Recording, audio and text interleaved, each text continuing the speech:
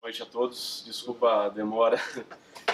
Acho que agora já está tudo pronto, a gente pode começar a aula. Eu vou falar hoje sobre luxações e fraturas em áreas remotas. Para quem não me conhece, eu sou Thiago Rigueto, eu faço parte da diretoria agora 2018-2019. Eu sou ortopedista e fiz especialização em traumatologia desportiva. Então, assim, é um tema bem extenso, vou tentar ser o mais breve possível. Eu tentei abordar os temas assim, os casos mais comuns, né, de luxação e fratura na área remota. Vocês vão ver que não vai ter, por exemplo, luxação de joelho, uma coisa que é mais difícil da gente ter, porque senão vai ficar realmente bem extenso. Pode passar. Não tem nenhum conflito de interesse. Então eu vou falar um pouquinho na aula agora sobre os conceitos, o atendimento inicial, a fratura, né, sobre fratura fechada e fratura exposta, a diferença entre elas, as luxações mais comuns, principalmente em área remota, e as manobras de redução. Tá? Depois eu tenho até alguns videozinhos que bem um pouco forte alguns, mas não tem jeito, tem que aprender, né? Então um pouco sobre os conceitos. Então o que é um entorse, uma luxação, uma fratura? Então, o entorse é uma descontinuidade uma incongruência articular repentina, tá? Que não chega a ser completa. Então, a articulação, devido a um movimento brusco, por exemplo, ela tem uma incongruência parcial, rápida, momentânea, que geralmente leva a lesões ligamentares. Dificilmente vai ter no entorse lesão vascular ou lesão nervosa. Na luxação propriamente dita, essa incongruência ela já é completa, tá? Ela também pode ser momentânea, por exemplo, a luxação de joelho. É muito comum chegar a paciente no pronto-socorro já com uma luxação de joelho reduzida, tá? Então, a luxação é sem incongruência completa, é uma emergência ortopédica por alguns motivos. Uma delas é que a cartilagem é nutrida pelo líquido que embebido naquela articulação. E na hora que tem a luxação, essa nutrição ela acaba sendo impedida, e na luxação completa, né, na incongruência completa, você também vai ter compressão de nervo e vaso. Então, se essa articulação não for reduzida de pronto, esse paciente ele pode ter sequelas até irreversíveis, principalmente de parte neurológica e vascular. E as fraturas, a fratura fechada é uma solução de continuidade óssea, e a fratura exposta é a mesma coisa, só que essa fratura ela tem comunicação com o meio externo. Então, às vezes, uma lesão pontiforme, por exemplo, na panturrilha, com uma fratura de tíbia ou de fíbula, que no exame físico, depois eu vou passar um pouco mais para frente, se tiver saindo sangue, principalmente sangue com um pouco de gordura, a gente considera como uma fratura exposta, mesmo um ferimento pontiforme, mesmo o osso não estando exposto. Tá? Aqui é uma classificação rápida, como tudo na ortopedia tem um epônimo, né, de Gustilo. As tipo 1, eu passei mais classificação por causa da antibiótico terapia. Então, a tipo 1, o que classifica ela? É um ferimento pontiforme, até 1 centímetro, e com um grau de contaminação baixíssimo. Tá? O tipo 2 de uma lesão maior, de 1 a 10 centímetros, já com um grau de contaminação maior. E o tipo 3 são já as contaminadas e as lesões extensas, maiores que 10 centímetros. Tá, pode passar. Então, o antibiótico terapia, desde a IV até as VOs, IV geralmente cefazolina e gentamicina, que a gente faz bastante clindamicina e genta. Pode usar ceftriaxona intramuscular também. Em via oral, você pode usar a ciprofloxacina, esse protocolo é americano, então são 750 mg de 12 em 12, cefalexina de 500 a cada 6 horas. E uma alternativa, pacientes alérgicos, pode usar a eritromicina ou amoxicilina clavulanato também. Tá? E um paciente que tem essa fratura de exposição à água, é interessante entrar com a ciprofloxacina ou com Bactrim. Vou passar o próximo. Então, o seu atendimento inicial, sempre, né? As pessoas já fizeram a WLS, a gente pega no pé no curso, segurança da cena, tá? Não adianta você querer socorrer alguém se você se colocar em risco. Aí vai acabar você e a pessoa machucados.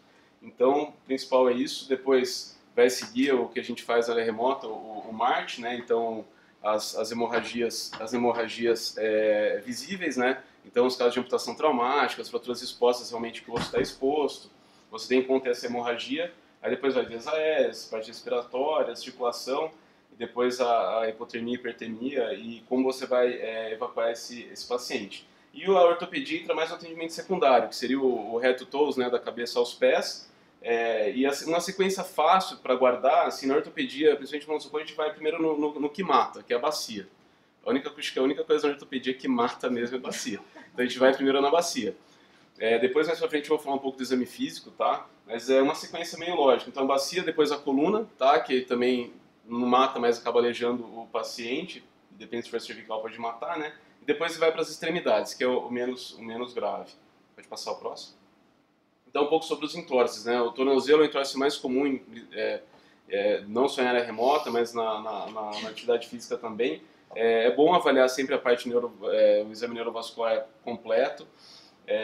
Nisso envolve retirar o tênis, a bota desse paciente. O único porém é no gelo, tá? No gelo, quando tem um entorse, você acaba imobilizando com a bota mesmo, que é muito difícil retirar a bota e depois colocar de novo, e aí sofre o risco de ter um congelamento desse membro. Então, no gelo você acaba levando ele para um lugar que você consiga aquecer esse membro depois, se não conseguir colocar a bota, para fazer avaliação. Mas fora do gelo, é interessante você retirar a avaliação completa e depois recolocar o tênis. Se tiver já um pouco mais inchado, tiver que controlar o edema, né, o neurológico, você pode deixar até a língua, né, desse tênis, dessa bota para fora, fazer o enfaixamento para poder checar isso sem ter que retirar o tênis toda hora, tá? Os protocolos tem, acho que todo mundo conhece quase o RICE, né, que é o repouso, o gelo, a compressão, a elevação do membro, e o S é de splint, que seria a tala. A gente mudou um pouquinho isso na parte, principalmente na parte de medicina esportiva, porque a gente viu que nos entorses você dá uma carga conforme tolerado no início, ajuda na cicatrização, tá? Então seria uma muleta ou com algum apoio, mas eles trocaram pelo Police, que seria proteger essa articulação, a carga conforme tolerado, aí entra também o gelo, a compressão e a elevação, tá? Evacuar se esse paciente, se ele não conseguir acompanhar o grupo, ou se estiver tendo algum risco para o grupo, e não fazer compressa quente nos primeiros 3 dias, porque aumenta o sangramento, leva uma vasodilatação, vai aumentar o edema. Imobilização somente para analgesia o mínimo possível, tá? Isso principalmente para membro superior. Membro inferior do tornozelo, vale a pena deixar um splint funcional, que você consiga vestir o tênis ou a bota com esse splint e consiga pisar, porque vai ajudar na dor, tá? Mesma coisa do joelho. Pode passar. Então, as lesões tendíneas não são tão frequentes, tá? Mas é interessante citar.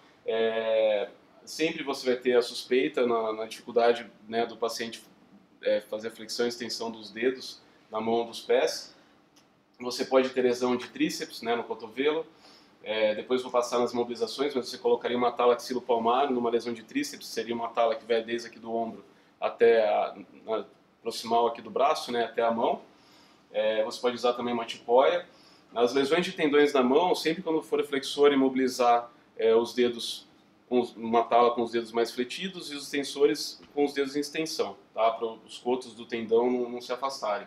Também precisa evacuar. Quadríceps, ligamento patelar, também uma tala que vai aqui da cintura até o tornozelo, também em extensão. O paciente ele pode pisar com essa tala, não tem problema nenhum, vai piorar mais a lesão. E isso até mais para frente eu vou até dizer o motivo dele pisar. O ideal é sempre que o paciente puder andar, é melhor do que carregar o paciente.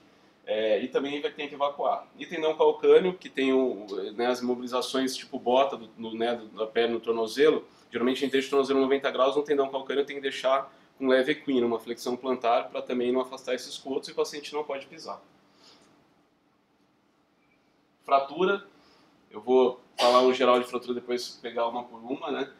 Então, assim, o que é importante numa fratura? O tempo de fratura, tá? Principalmente para fratura exposta, você tem que anotar esse tempo para saber o tempo de exposição que ele já teve, por mais que a gente tenha um antibiótico, isso é importante. O mecanismo de trauma, né? Queda de altura, entorse, o som, a sensação de ter fraturado o osso, isso é importante perguntar também. Às vezes o paciente ele pode referir que sentiu um estalo, às vezes pode ser só uma lesão ligamentar, principalmente no tornozelo, mas é um dado importante.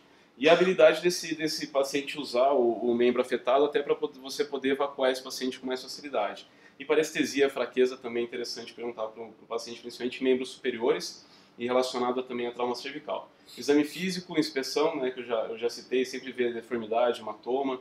Tá? E sempre uma coisa importante, a gente tem outro membro, então compara contra a lateral. Tá na dúvida se tem ou não fratura? Compara. Porque às vezes tem a fratura, mas vai ter uma deformidade aparente. Então é importante você conseguir fazer essa avaliação. A palpação você vai sentir uma crepitação, às vezes não é sempre que isso acontece, mas na crepitação o diagnóstico ele é mais preciso.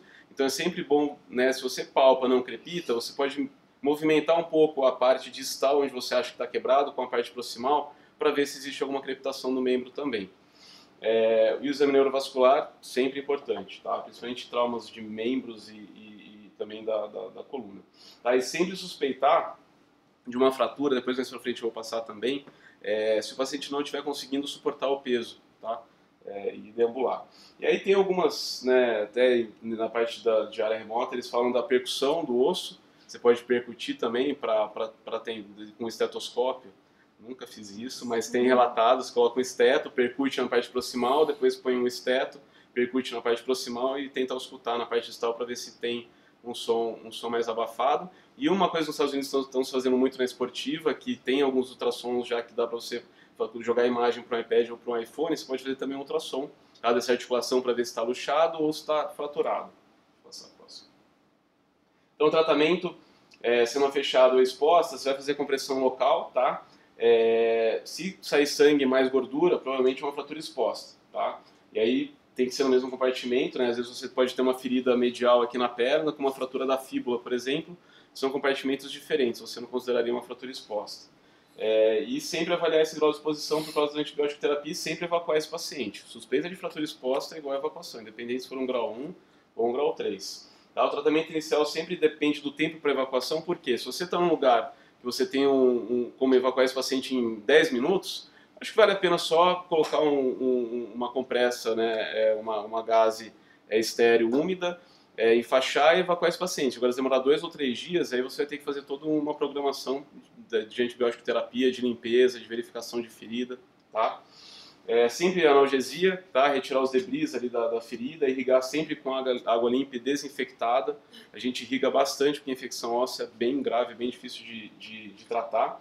E você sempre vai reduzir a fratura, tá? Sempre vai reduzir a fratura. Você só vai imobilizar aquele membro numa forma não anatômica se você não estiver conseguindo reduzir. Às vezes, para quem não tem, né, muita habilidade, às vezes o punho às vezes é difícil de reduzir, mas só de você fazer uma tração, você já melhora esse alinhamento. Com isso, melhorando o alinhamento, por que é interessante reduzir? Você vai diminuir o sangramento, tá? Ossos longos diminui o risco de embolia gordurosa, você vai conseguir diminuir edema, com isso a chance de síndrome compartimental, que eu vou falar mais para frente também, é menor. Então é importante sempre alinhar e deixar ele mais anatômico possível. E o curativo todo dia tem que abrir, não tem jeito, tá? Tem que fazer uma verificação diária. E a redução, geralmente, você faz uma tração contra tração desse membro e algumas fraturas você tem que realmente, além de tracionar, se não reduzir, você pode hiperdeformar essa fratura do jeito que ela já estava para tentar ganhar um pouco de comprimento e reduzir a fratura. E sempre depois da redução, checar neurológico, sempre. Neurovascular é sempre antes e depois da redução. O antibiótico eu já passei, e aí sempre quando for imobilizar por via de regra uma articulação acima e uma abaixo. Tá. Desculpa, daí é cipro com cefalexina, não é um ou outro? Não, cipro e cefalexina. Porque na verdade você precisa cobrir germe de pele na grau 1 vou voltar para cima. E nas 2 e 3 anaeróbio também. Tá.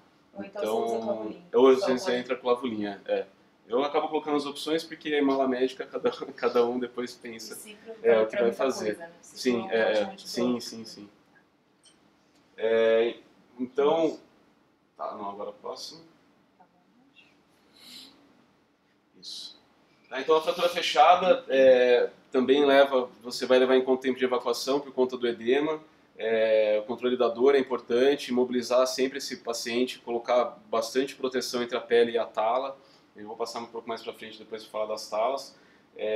Sempre você vai, se você perceber que está com alguma deformidade, tentar alinhar mais esse membro, ainda mais se for demorar mais para evacuar, tá? E sempre manter a redução, depois que você reduz, você tem que manter essa atração ou a redução até que alguém possa colocar essa tala. Não adianta nada você colocar num lugar ali a fratura, aí você solta, peraí, vou colocar a tala. Aí você volta, tá tudo torto de novo. Porque a tendência da fratura é ela voltar com a deformidade que ela tinha antes. Pode passar. Então as fraturas da coluna, tá? Então sempre suspeitar um TCA grave, tá? Sempre suspeitar da lesão cervical. Na suspeita tem que fazer todo o exame neurológico sensitivo, testar a força motora. Na confirmação, por exemplo, o membro inferior tem que fazer o teste do sinal de Babinski, tá? Para avaliar quanto que teve de dano neurológico. E a fratura mais comum na tóraco-lombar é bem na transição, entre T12 e L1. Tá? Então, na suspeita é sempre bom fazer o exame completo. Afastar sempre, afastando a fratura da coluna cervical, tem alguns protocolos para você tirar colar. Então, tem o Canadian C-Spine, o mais comum, que a gente conhece mais é o Nexus. Então, se aquele paciente tem uma dor cervical, vocês vão ver que até pelo protocolo WMS é muito difícil a gente colocar colar cervical na área remota. Não é o quanto comum que qualquer coisa que cai aqui, vai lá o SAMU, chega todo protocolado. Não dá, por quê? Às vezes o paciente vai ficar horas e horas com aquele colar, pode fazer úlcera de pele, pode fazer até aumento de hipertensão intracraniana, diminuição de retorno venoso. Então, assim, tem que ter certeza, tem que ser uma suspeita muito grande para poder colocar o colar. Então, se não tiver nenhuma dor central na região posterior, isso vale para cervical, para tórax lombar. Alteração de nível de consciência, né, álcool, drogas, se esse paciente estiver consciente, você pode retirar também. Não pode ter nenhuma lesão dolorosa clinicamente aparente, tá? Que é aquelas lesões, por exemplo, o paciente ele teve uma amputação traumática, que acontece, a dor é tanta da amputação que ele não sente dor na cervical. Então, se ele tem alguma lesão muito grave, você tem que manter o colar, não tem o que fazer, tá? Até você conseguir reavaliar. E não pode ter nenhum déficit neurológico, né? Meio óbvio. E considerar também para estabilização, mecanismos de trauma, né? Queda acima de 3 metros de altura, trauma axial também é uma chance alta de ter lesão e lesões em alta velocidade. Né? Pode passar. Então, guideline, a gente não imobiliza nunca por FAF na área remota, a chance é mínima de ter lesão na coluna cervical, tá? Eles não orientam. Aquela vítima de FAF com um neurológico normal, não precisa imobilizar. Então, e o trauma também com suspeita, né? Você só imobiliza se for politrauma grave, o inverso do Nexus, né? Então, e principalmente na dor intensa, acima de 7, se o paciente não conseguir fletir, estender ou rodar a coluna 30 graus, também da cervical até a lombar. Esse aqui é o protocolozinho da WMS. Então você vê que o FAF já cai direto na imobilização. E aí um paciente com Glasgow 15, você conseguir avaliar se não tiver nenhum déficit neurológico, Nexus, você já vai para não imobilizar. Uma dor significante você imobiliza. Se esse paciente ele conseguir fazer os movimentos de 30 graus, você também não imobiliza. Se ele não consegue, você acaba imobilizando, tá? Então, o tratamento imobilizar sempre a coluna cervical, cabeça e o tronco, tá? Tem algumas formas de você fazer esse tipo de imobilização, usando até mochila, tem que colocar numa prancha. E se for uma suspeita de uma lesão instável, tem que fazer uma mobilização manual durante todo o percurso. Não adianta numa suspeita de lesão instável, que você tem feito uma redução, você deixar só o colar que não vai resolver. E se precisar, você tem que alinhar essa coluna cervical, tá? Você vai fazer uma tração leve. E durante essa tração, se o paciente tiver piora da parestesia ou do formigamento, uma piora intensa da dor, aí não tem jeito, você tem que manter naquela posição, tentar mais uma vez, no máximo 2, não deu certo, imobiliza do jeito que dá. Aí não tem jeito, mas você tem que tentar melhorar esse alinhamento da coluna cervical, até por conta do transporte. Você pode usar tudo, semi-splint, roupa, garrafa PET, silver tape, né? Sempre vai usar para poder fixar tudo e sempre vai evacuar e esse paciente tem que ser evacuado o mais rápido possível. Pelve. A pelve, a gente tem muito medo na ortopedia porque causa óbito, mas o sangramento arterial na fratura da bacia é infrequente, ele não é comum. Geralmente o sangramento ele é venoso, tá? Então, mas quando tem o sangramento arterial, chega a ter óbito mais 50%. Tá? Então, geralmente o exame físico a gente sempre faz uma compressão primeiro dessa bacia. Se a compressão já for positiva, tiver crepitação, você sentir que está movimentando, você não vai ficar tirando a dúvida. Né? Você faz uma ou duas vezes no máximo o exame físico e você já faz o procedimento, porque é formado um coágulo na região da bacia e cada vez que você movimenta, você altera muito o decúbito, o soro fisiológico que vê na parte da ressuscitação, se você corre muito rápido, pode romper esse coágulo e o paciente sangra tudo de novo. Tá? Então, é uma lesão de alto risco para lesão intestinal, bexiga e útero, principalmente também a coluna. E você sempre tem que avaliar, quando tem a fratura de bacia também, no paciente tem dor no quadril ou na lombar baixa, você tem que avaliar sempre a bacia, naquela sequência lá que eu tinha passado. E ele pode ter dor na mobilização do quadril e alteração no movimento também. Com a compressão da pelve. E a alteração da parte neurológica do membro inferior sempre é necessário avaliar. E os pacientes que apresentam hematúria ou sangramento vaginal e pelo pênis, você também vai ter uma suspeita alta de de fratura de bacia. Às vezes você tem um pouco de dúvida pelo tempo, às vezes o paciente já tava caído, às vezes já tem um pouco de edema, você examina, não tem tanta certeza, tanto hematoma na região escrotal como sangramento é muito sugestivo. Então a estabilização, uma coisa importante, isso é uma coisa que bastante gente erra, ela nunca é feita na região da asa do ilíaco, ela é sempre feita no trocânter. Se você fizer na asa do ilíaco, você não consegue fechar a bacia. Outra coisa, se tiver em mais de uma pessoa, alguém tem que ficar rodando interno a perna, dos duas pernas do paciente, né, os pés para dentro, para fazer esse tipo de mobilização, ou se você estiver sozinho, você pode cruzar uma perna em cima da outra e fazer mobilização. Você consegue fechar com uma facilidade melhor, tá? E nunca você deve elevar esses membros superiores, movimentar muito esse paciente por conta do coágulo. Os membros superiores, né? Então, vou passar rapidinho porque as fraturas não tem muito o que fazer. A clavícula, colocar tipóia. A imobilização tipo 8, a gente não usa mais por risco de compressão neurológica na região do axilar, e não muda muita coisa, né? O tratamento é realmente só para conforto da dor. Por ser membro superior, o ideal seria evacuar, mas às vezes o paciente ainda consegue, às vezes tem mais 2 dias de viagem, ele consegue, não é um terreno muito acidentado, ele ainda consegue acompanhar, não é uma emergência, né? Só se ela tiver com uma deformidade com risco de exposição, aí você vai ter que evacuar, não tem jeito. O úmero terço médio, você pode fazer uma tala pinça, que é uma tala que ela vem do ombro aqui, passa por baixo do cotovelo e entra na face interna aqui do braço, que dá uma estabilização boa para a fratura, ou você pode também deixar numa tipóia, tá?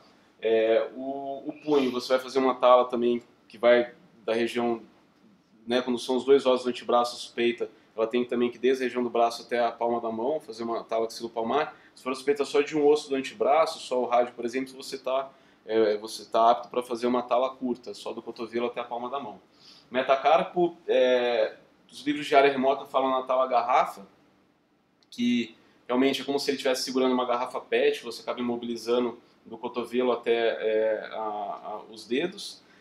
Mas o ideal é você deixar o punho em 20 graus de extensão, deixar a metacarpofalangiana, né, em mais ou menos 70 graus e deixar os dedos estendidos. Isso você acaba protegendo os tendões.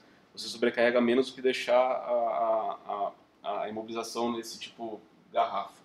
E a falange você pode só esparadrapar um dedo com o outro. É importante colocar uma gaze no vão dos dedos para evitar lesões de pele, micose. Então, tanto no pé como na mão, na hora de esparadrapar, tem que ter uma gaze. E o esparadrapo não é para ser muito apertado, mas também não pode ser muito solto, tá? Ele funciona como se fosse uma tala, você faz uma tala com o dedo do lado. Então tem que ficar firme. Membros inferiores. Fratura de fêmur, a gente fala bastante até na WLS da tração.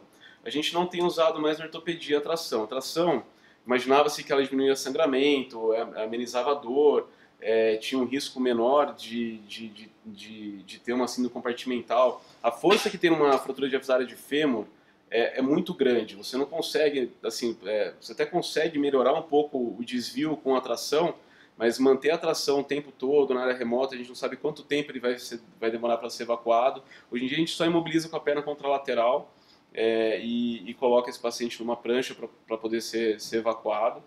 Mas se você tiver uma tração na mão, você pode usar. E, geralmente a gente coloca 10% do peso do paciente na tração. Tá? Tem algumas trações, inclusive, para área remota. E fratura de fêmur proximal suspeita quando o paciente ele tem um membro encurtado e rodado externo. Geralmente é uma fratura transtrocantérica também. Isso, e o paciente tem bastante dor à mobilização. No joelho tem alguns critérios para suspeitar de fratura. Então, os extremos de idade, menor que 12 anos, maior que 50 anos, né? Se o paciente não consegue dar mais de 4 passos, se você consegue, se você precisar imobilizar, sempre imobilizando o joelho com uma leve flexão, ameniza um pouquinho a dor também, é um pouco mais funcional.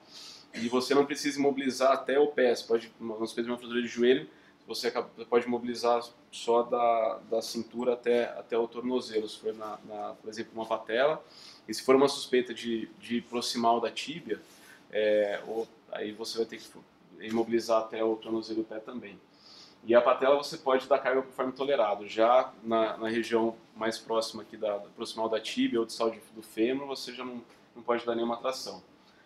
E a tibia e fíbula, quando você tem algum tipo de fratura, você vai imobilizar com uma tala-bota, tá? Que vem do joelho vai aqui da região proximal da tibia até o pé, sempre deixando essa tala em 90 graus de flexão.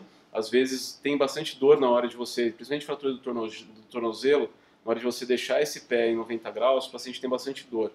Mas depois a tendência é essa articulação inchar menos e o Aquiles não encurta também. Se deixar em equino, o paciente vai ter mais dor e vai piorar um pouco mais o edema também. Deixa eu passar. Tornozelo é quase o mesmo critério do joelho, tá? Só tirando os extremos de idade, mas uma dor óssea no terço distal da tíbia e da fíbula você suspeita. Quando o paciente também não consegue dar 4 passos. E a tala, você pode fazer uma tala bota também ou usar uma LU. A LU nada mais é do que uma tala bota, essa aqui vem aqui, é uma tala posterior aqui da perna, que vai até o pé. Você faz antes um U, que vai da parte aqui interna, da face interna da tíbia, passa por baixo do calcanhar e vem até a parte lateral. Tá? É importante não vir muito alto, porque senão pode comprimir o nervo fibular na parte lateral da perna. E em seguida você faz o enfaixamento e depois você faz uma tala bota, que é a tala posterior, a canaleta posterior mesmo, que vai da panturrilha aqui até o pé. Dá uma segurança maior, uma mobilidade menor do tornozelo, principalmente naquelas fraturas, luxações que você tem que reduzir. É um pouco mais fácil de manter redução. O pé é sempre suspeitar em queda de altura, principalmente da fratura do calcâneo. Fratura do calcâneo, uma suspeita sempre avaliar joelho, quadril e coluna, tá? E você pode também deixar uma tala bota, mas aí o paciente ele não pode pisar, exceto se for uma suspeita de fratura de metatarso ou de dedo. Aí você pode dar carga para esse paciente já precoce, e se tiver um sapato de sola dura, né, uma bota, é mais confortável porque o pé ele não dobra para andar. Ele anda em bloco e ele vai ter menos dor. E os dedos você também acaba esparadrapando, tá? Exame do pé e tornozelo, você tem uma sequência para você acabar não vendo esquecendo de ver nenhuma parte. Mas você vai palpar os ossos da perna, depois vai palpar tendão calcâneo, palpa o osso calcâneo, amarelo medial e o ligamento deltoide. Você vai fazer uma palpação anterior do tornozelo, depois vai pegar a parte lateral do tornozelo. Então vai ver malelo lateral, seio do tarso, e aí depois vai palpar a sola do pé, a base do quinto metatarso, para você tentar pegar o máximo da parte óssea, né, que possa ter fratura. E é importante sempre que torce o tornozelo examinar a parte mais alta, que é muito comum ter fratura alta da fíbula associada. Tá? Se tiver fratura alta da fíbula, você pode usar a mesma tala, mas aí geralmente o paciente vai ter um pouco mais de dor para pisar. Que é só esse aqui seria a tala em U, tá? Para tornozelo, não é nenhuma propaganda, mas o semi-splint é um tipo de tala de alumínio que a gente usa bastante, é bem maleável. Então, no tornozelo, você vai, na fratura, você vai fazer esse U, geralmente já fazendo enfaixamento já dá uma estabilidade boa, e na fratura luxação você pode, além desse U, colocar uma outra tala posterior aqui na perna e no pé para deixar mais estável. Pode passar? Agora eu vou falar um pouco das luxações. Agora vem os vídeos. Então, a luxação, falei, é uma urgência ortopédica, principalmente se você não conseguir reduzir, tá? Tem algumas luxações, às vezes você pega, vamos supor, vai fazer uma travessia, tem alguém que que tem estabilidade de ombro, já luxou 3, 4 vezes, aí ele vai lá e luxa o ombro. Aí, esse paciente, você está apto a reduzir esse ombro, se a avaliação neurovascular dele for normal, ele pode continuar, entendeu? A luxação de ombro depois de reduzida, se você tem melhora da dor e o paciente consegue movimentar o ombro, uma dor tolerável, ele até está apto para continuar na viagem. Se você tiver uma dor muito intensa, você vai suspeitar de uma fratura, aí vai ter que evacuar de qualquer jeito. Quadril também. Quadril, se o paciente tiver uma prótese de quadril e luxar o quadril, e você conseguir reduzir, você não precisa evacuar. A chance de ele luxar de novo é menor do que um paciente que não tenha prótese. Tá? Então, os mais comuns dedos, ombro, cotovelo e patela, né, no joelho. No ombro, geralmente, a anterior é mais comum. Nos casos de choque elétrico e convulsão, você tem que pensar na luxação posterior, mas mesmo nesses casos, a anterior é a mais comum. Tá? A única diferença, depois não coloquei, mas a luxação posterior, a única diferença é que você tem que mobilizar o membro em rotação externa, rotação lateral, porque se você fizer rotação interna, ele luxa de novo. Então aí tem que dar um jeito, usar as talas e a imaginação para poder imobilizar. A luxação anterior é só colocar uma tipóia. O quadril, a luxação mais comum é a luxação posterior. Sempre na luxação, quando você reduz, o paciente vai ter uma melhora da dor. Tá? Isso, se não tiver, que tem fratura junto. Tá? Não tentar mais que 3 vezes. a gente sabe que se você tentar 3 vezes e não for, se você não conseguir redução, ou você vai ter que sedar um pouco esse doente, ou entrar com mais analgésico, ou fazer se tiver anestésico, você pode fazer uma injeção na articulação para melhorar um pouco mais a dor, mas mais de 3 tentativas, o ideal é evacuar se você não conseguir. E a regra geral da redução, tração contra tração, exceto na mão, tá? Metacarpofalangiana e a interfalangiana proximal, na luxação, você pode, se você tracionar o dedo, ele pode enroscar nos tendões e pode estrangular o fragmento distal e você nunca mais reduz. Aí é cirúrgico.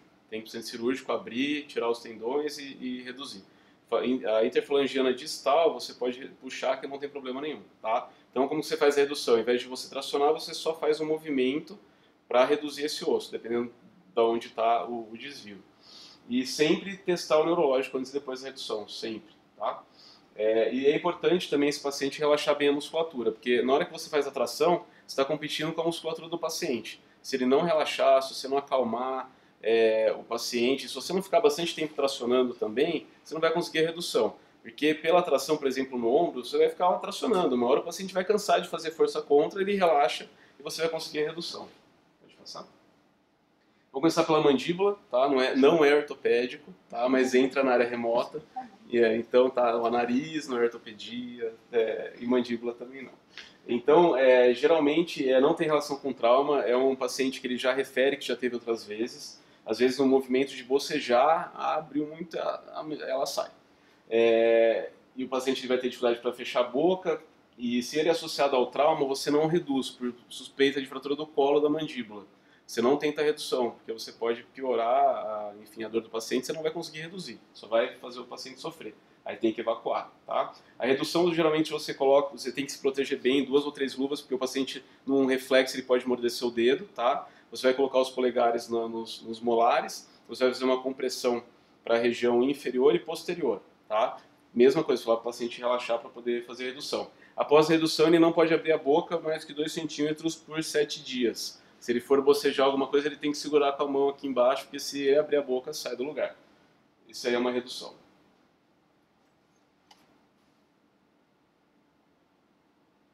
Então você pode ver que ele está apoiando o dedo nos molares, ele está só com uma luva, ele é corajoso, né? E aí do lado tem até um videozinho mostrando de como é feita a redução.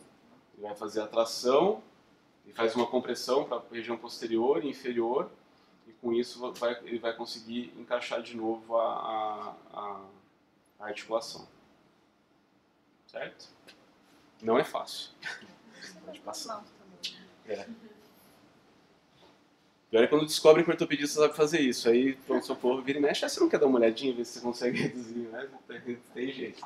Agora, falar do ombro é muito frequente, tá? É importante saber reduzir o ombro na área remota. A chance é altíssima de ter, porque qualquer trauma de membro superior, às vezes, por exemplo, na escalada, se o paciente se pendurar no ombro, a rotação lateral, geralmente, extremo da rotação lateral, você acaba tendo uma luxação anterior. O diagnóstico é feito principalmente a parte clínica, né? Então tem esse sinal que a gente chama do sinal do sulco ou da dragona, que nada mais é, né? O húmero ele vem para a parte anterior e aí o deltoide ele fica mais tenso. O paciente ele vai ter uma dor intensa, dificuldade para movimentar o membro. A redução tem vários jeitos de você reduzir. A mais comum é a tração contra tração, a gente faz geralmente com lençol, coloca um lençol na região axilar, pode ser uma camiseta, um agasalho na região axilar do paciente. Um dos socorristas faz uma tração axial do ombro e o outro faz uma outra tração no lençol. Importante, sempre que quem estiver fazendo tração no membro se movimentar, quem está no lençol segue a mesma direção, tá? É o jeito mais fácil de reduzir um ombro e é o jeito mais difícil de você acabar quebrando esse húmero. Porque às vezes na redução da luxação do ombro você acaba quebrando o terço proximal do húmero. Então, como é que é feito? É feita uma tração contra tração. E uma leve rotação externa do braço, se você não conseguir redução, você pode abduzir esse ombro. Geralmente na abdução, por volta de 60, 90 graus, ocorre a redução. Você também pode fazer uma tração desse membro e fazer um movimento de rotação lateral e levar já esse braço já acima do nível da cabeça. Geralmente quando você está sozinho dá para fazer essa redução. O paciente deitado traciona uma tração axial, roda externo o braço e aí ó, de leve, quando o paciente se sente que ele está mais relaxado, você começa a movimentar e geralmente também consegue.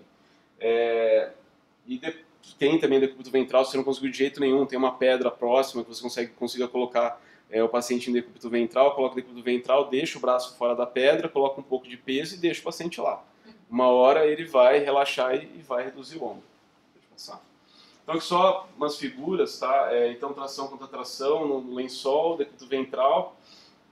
Esse é um outro jeito também de você fazer tração contra tração à direita, mas já é um pouco mais difícil. E aqui é algum jeito também de você fazer a redução sozinho, né? Você pode pedir para o paciente fletir um pouco o tronco, fazer uma compressão axial no braço, mas são algumas manobras já um pouco difíceis. O pé no ombro do paciente é descrito, mas não é muito confortável. A dor é bem intensa e acaba não relaxando. Então, pode passar. Vou mostrar dois jeitos. Esse aqui é o do lençol, tá? Então, é feita uma tração contra tração, pura e simples. Aí ele colocou o pé na maca, tá? Não colocou no paciente. Você pode apoiar o pé em algum lugar para você não cair. Não precisa fazer muita força, é com o seu próprio peso. É mais o tempo mesmo dele relaxar e voltar o ombro do que a força em si. E quanto mais força você faz, mais dor ele sente e mais difícil é a redução. E a outra é uma manobra de mute, que é essa que dá para você fazer sozinho. Que aqui ele vai fazer com o cotovelo fletido, mas eu tenho o hábito de fazer com o cotovelo estendido. Eu faço uma tração e aí você, com a tração, que ele está fazendo a tração pelo braço, né? Mas você fazendo a tração desse membro, quando você faz a abdução em rotação lateral, você consegue a redução. Não é difícil, desde que o paciente consiga relaxar. Pode passar. Luxação de cotovelo. Também, geralmente é um trauma com a palma da mão, né, no chão, cotovelo estendido. Geralmente a luxação é posterior, tá? Você vai perceber que vai ficar uma prominência óssea grande aqui do olecrano, na parte posterior do cotovelo, e vai ficar um sulco grande na região lateral também, a dor é intensa, e o paciente ele não consegue fletir o cotovelo quando o cotovelo está luxado. A redução, geralmente a gente faz no decúbito ventral, no pronto-socorro. Um dos médicos fica tracionando o braço, uma tração axial, né, do braço, e aí o outro fica na região do olecrano, né, na proeminência óssea do cotovelo, e aí na hora que o que está tracionando o braço faz uma tração um pouquinho maior, aí o que está no cotovelo, ele, com os polegares, ele apoia no olecrano, ele faz uma compressão no olecrano. Esse movimento ele já consegue uma redução bem efetiva. Depois vou mostrar o vídeo, inclusive, com paciente em decúbito dorsal, que seria o ideal até para área remota. E depois da redução, você pode testar se ele está estável ou não. O problema nessa de você fazer a flex-extensão do cotovelo, ele pode sair de novo. Então, na área remota, se você tiver muita dificuldade para reduzir esse cotovelo, coloca numa tala, uma tala axilopalmar mesmo, com cotovelo a 90 graus, e evacua esse paciente, tá? Pode passar. Então essa aí é uma foto da manobra, né? Então a compressão é feita no leg. E aqui seria uma na área remota. Aqui que é a diferença dessa daí? Ele só segura, um dos médicos segurou o braço, mas depois segurou o braço do paciente para fazer uma contratração. E aí o outro traciona o braço e ele faz ele faz um movimento de fulcro, né? Do antebraço para poder fazer a redução. Também é efetivo. Dedos das mãos, então sempre tração contra tração, lembrando que a metacarpofalangiana você não traciona, você só faz um movimento de redução apoiando no fragmento proximal e distal e você faz a flexão do dedo ou a extensão, depende para onde está o fragmento. E na interfalangiana distal você pode fazer a tração que não tem nenhum problema. Sempre imobiliza um dedo do lado, né, o buddy taping. E se precisar, se for uma fratura de metacarpo, por exemplo, uma luxação metacarpofalangiana, aí tem que fazer uma tala, a tala garrafa ou a tala com extensão do punho e flexão dos dedos também, para imobilizar. E geralmente a imobilização na luxação de dedo não é mais do que 3 semanas. Se for uma viagem longa, você pode manter esse paciente imobilizado às 3 semanas, depois tirar essa imobilização, falar para ele movimentar os dedos, ele só não pode carregar peso ou ter algum trauma nessa mão, senão ele pode ter uma nova luxação. Mas nunca deixa mais 3 semanas imobilizado em luxação pura. E se depois da redução ele continuar com dor, tem que evacuar pela suspeita de fratura. E aí é uma redução você vê que ele não puxa, tá? Ele apoiou com um braço e com o outro ele só rodou o dedo para o anatômico, né? Para radial, para fazer redução. Sem bloqueio ou com bloqueio? Então, área remota sem bloqueio. Mesmo no pronto-socorro, assim, a dor do paciente ela é tão intensa que a redução de dedo, por mais que o paciente contraia a musculatura, ele não consegue fazer força contra. E na hora da redução, logo depois da redução, ele já vai melhorar a dor dele.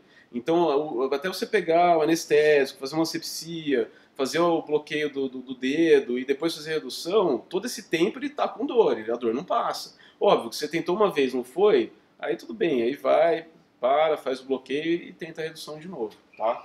Mas, e aqui só manobras de redução, né? Então aqui, inclusive, ele fala até para você fazer uma pressão, né, no fragmento que tem esse desvio para dorsal, ele fala para você puxar, mas aqui o ideal é você só apoiar o dedo no fragmento distal e apertar ele para ele reduzir, fazer uma flexão do dedo. E aí se você precisar, por exemplo, se você não conseguir redução, você pode também hiperdeformar esse dedo e depois fazer a manobra de redução. Que aí você consegue melhorar um pouquinho essa incongruência e fica mais fácil de reduzir. Agora, Thiago, quem não é ortopedista olha um dedo desse e fala quebrou. Então, né? sim, mas assim, quebrando ou não quebrando, você tem que alinhar, entendeu? Você tem que alinhar.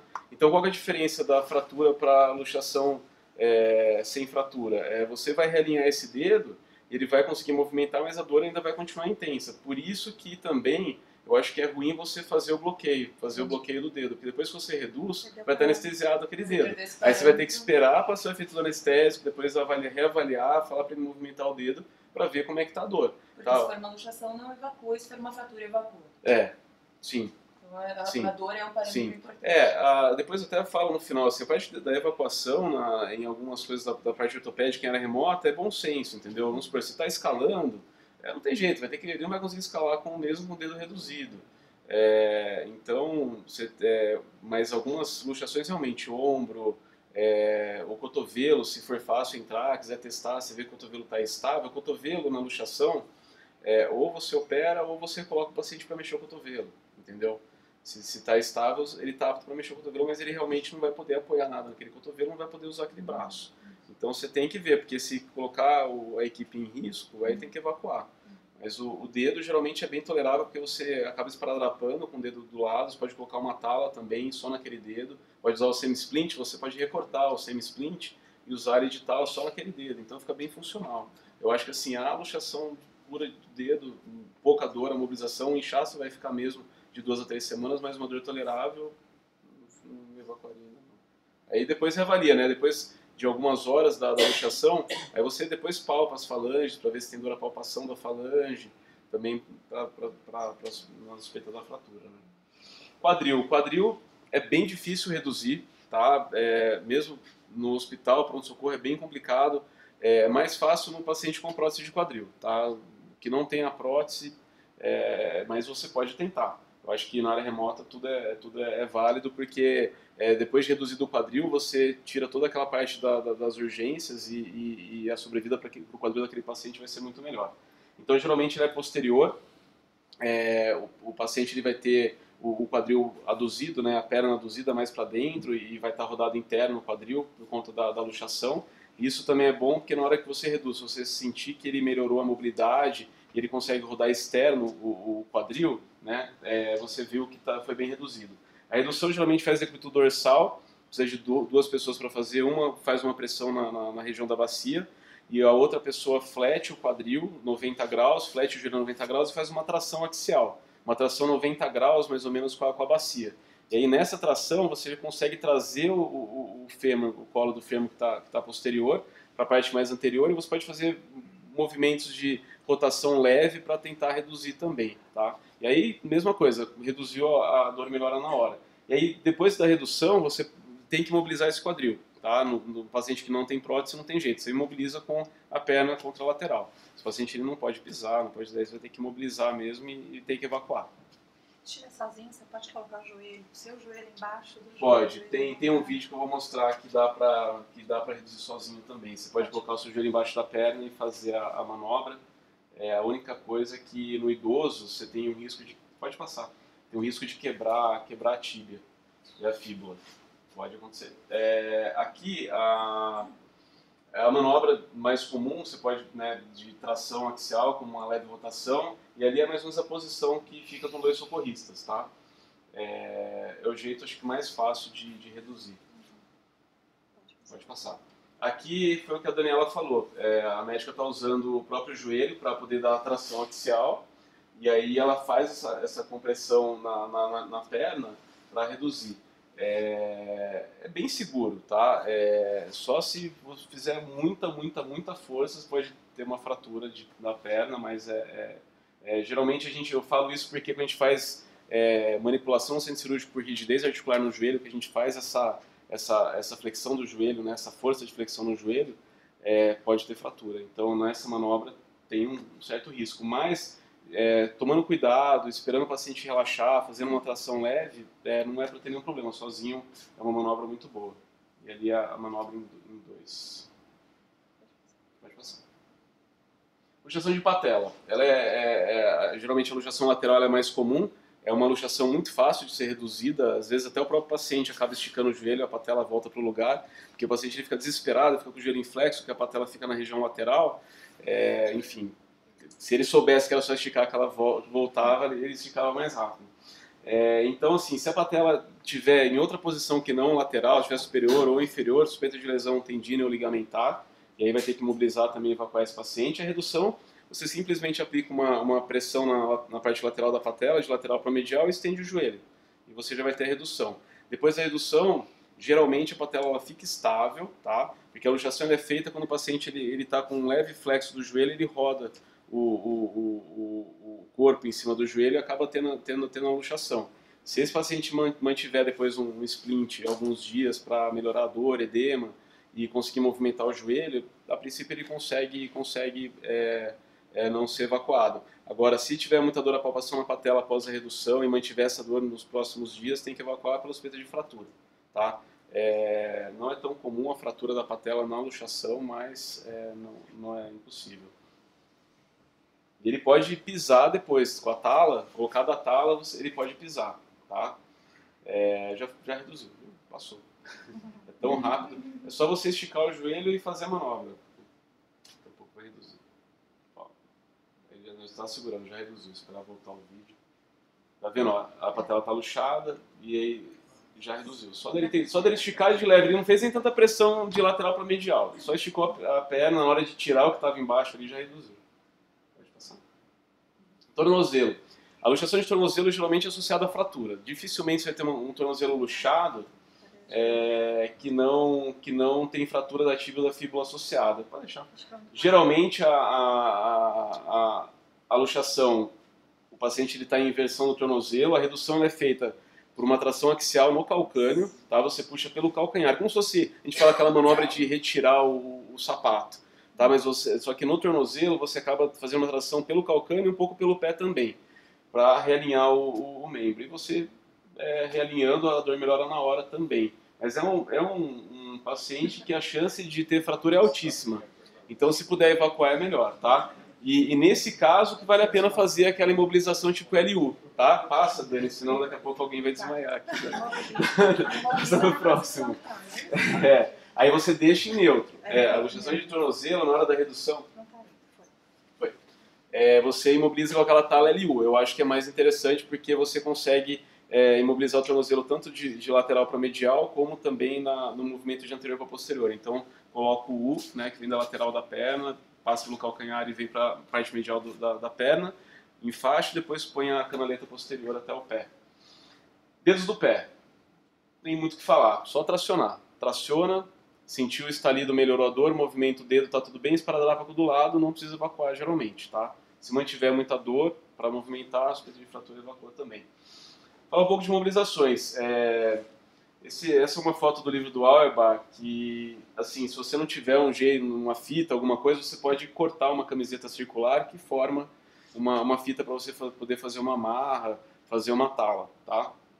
Amarrar uma tala. Então as mobilizações, sempre você vai medir, vai modelar essa tala no membro contralateral, né, o paciente não te chutar, né? Se for o braço, ele te chuta. Então sempre usar o contralateral, você pode usar qualquer material, revista, jornal, splint. Semi-splint tem um nacional também que vende, é legal porque dá para fazer o colar cervical, dá para fazer outras coisas. Usar sempre silver tape, pode usar cinto, corda. Sempre proteger as proeminências ósseas, principalmente, pode ser com uma camiseta, né, porque senão se ficar aquela tala muito tempo apoiado, por exemplo, aqui no cotovelo, no lécrano, você pode ter úlcera de pressão. Então tem que proteger. Sempre avaliar, né, se depois da imobilização tiver piora da dor ou da sensibilidade no membro, você tem que abrir essa tala, se ela está muito apertada, ou o cotovelo não está 90 graus, fica muito fletido, você pode ter problema neurovascular. Tá? Em geral, o ombro você vai imobilizar com antipóia, então, né, com o braço aduzido em rotação medial, o cotovelo deixa 90 graus, o punho geralmente imobiliza com 20 graus de extensão, e a mão você imobiliza com o punho 20 graus de extensão, a metacarpofalangiana, né, com mais ou menos 70 graus, e os dedos retos. Se você não lembrar nada disso, tá lá a garrafa. Como se estivesse segurando uma garrafa, não tem muito erro também. Tá? Em membro inferior, geralmente, você vai imobilizar o joelho levemente fletido, o quadril em neutro, você só amarra com a perna do lado, né? O tornozelo também você deixa 90 graus, exceto uma lesão de Aquiles. Deixa eu passar. É só um exemplo da semi-splint, né, cortada na imobilização do dedo. Aqui seria o body tape, né, com a gaze. Você pode usar também ali até o palito de sorvete para imobilização. E aqui o enfaixamento, tá? O enfaixamento de polegar, também enfaixamento você pode, se não tiver uma tala, você pode fazer o enfaixamento, deixar bem firme só para manter a estabilização. Vou passar. Aqui algumas opções também para joelho, né, enfaixamento. Você pode usar também 2 semi-splints para fazer a tala para o joelho. O ideal seria que essa tala fosse um pouquinho mais alta, né, e um pouquinho mais baixa, mas conseguindo imobilizar ali, a articulação já ajuda. O joelho você acaba não imobilizando proximal e distal. Tá? E aqui é o exemplo do tornozelo das imobilizações. Você pode fazer o U ou você pode fazer também como se fosse um X. No tornozelo enfaixar também que imobiliza bem. No entorse você pode usar um semi-splint para fazer 2 canaletas. Uma canaleta lateral e um outro semi-splint canaleta medial em faixa, que o paciente consegue fazer a flex-extensão, então ele consegue andar e consegue vestir um tênis também. E esse aqui é um jeito de fazer um colar cervical também com a tala. Como ela é muito maleável, você consegue fazer um apoio para o mento, consegue fechar bem a parte anterior, e aí depois que você fechou bem, você pode fazer você pode apertar a parte posterior e as laterais da tala, que ela aperta um pouquinho mais a região cervical, e depois você tem que enfaixar essa tala. Enfim, não é tão bom como o colar cervical, mas ajuda bastante. Aqui é uma opção, existem alguns dispositivos para fazer imobilização da bacia. Tá? Sempre lembrando do trocânter, sempre no fêmur, não na pelve. E aqui é uma opção também de tração, mas você vê que é meio complicado. Por mais que vá numa maca, você transportar um paciente com esse dispositivo por muitos dias é bem complicado. Aqui algumas opções para braço. Então aqui à esquerda a gente tem uma pinça, né, que seria um U para fratura de húmero. Então é só feito a tala e enfaixamento, ele fica com a mão punho livre. E na parte superior algumas opções para imobilização de cotovelo e punho. Tá? Você pode fazer uma tala em U também para o antebraço. E a última seria a tala garrafa que eles falam, né? Que você coloca uma tala na região volar, né, anterior do braço, e os dedos eles ficam em flexão, como se fosse segurando uma garrafa. E aqui há algumas opções de tipóia, tá? Você pode usar um cinto, pode usar a própria camiseta do paciente aqui nessa parte mais inferior da tela, com 2 grampos, ou você pode usar só um pano para fazer a tipóia. Tá? Lembrando sempre de deixar esse grampo para fora da camiseta. Aqui é do AWLS, só para lembrar vocês, sempre o ideal é que o paciente ande, tá? Porque é muito mais fácil levar um paciente igual tá do lado esquerdo andando do que sendo carregado. Eu estava com uma cara de dor ali, foi um troço bem grave no meu tornozelo durante o curso. Era só uma hipoglicemia que eu saí imobilizado, pior que foi mesmo, saí imobilizado no tornozelo. Então, sempre que puder, mesmo que tiver uma fratura, se o paciente estiver conseguindo apoiar, assim, não é o ideal, né, no tornozelo, mas se estiver conseguindo apoiar com, com, com, com algum apoio, é interessante do que carregar. E se for carregar, fazer uma liteira, né, que é muito mais fácil do que carregar uma distância muito longa daquele jeito. E falar de síndrome compartimental. O que é síndrome compartimental? É um aumento da pressão dentro de algum compartimento, pode ser na perna, na coxa, na mão. É muito comum por lesão por esmagamento, então tem que ficar muito de olho por conta disso. Geralmente o paciente ele vai ter uma dor muito intensa, que não vai melhorar com analgésico simples, e o movimento dos dedos, né, se for na perna, o movimento dos dedos do pé e do tornozelo, e no antebraço, o movimento dos dedos das mãos, piora muito a dor também, porque o movimento dos tendões dentro daquele compartimento é um dos sinais, né, de que a gente fala, que a gente vê de síndrome compartimental. Por quê? O aumento da pressão no compartimento vai levar a uma lesão neurológica e vascular por compressão. Só que até esse paciente ter uma diminuição de pulso distal, ele já perdeu o braço ou a perna, enfim. Então, a diminuição de pulso é bem mais tardio. Tá? Uma suspeita de fratura dos ossos da perna, tibia e fíbula, ossos do antebraço e os ossos da mão. Mais de um metacarpo podem ter a síndrome compartimental. E aí eles falam dos 5 P's, né, que é a dor, o aumento da tensão da pele, a parestesia, aquela pele mais pálida e a pele e o membro sem pulso. Mas isso são sinais mais tardios. Então, sim, o membro que está muito inchado, uma dor que não melhora com analgésico simples, que ele já deixou o membro, né, elevado, mais alto coração e não melhorou a dor, evacua.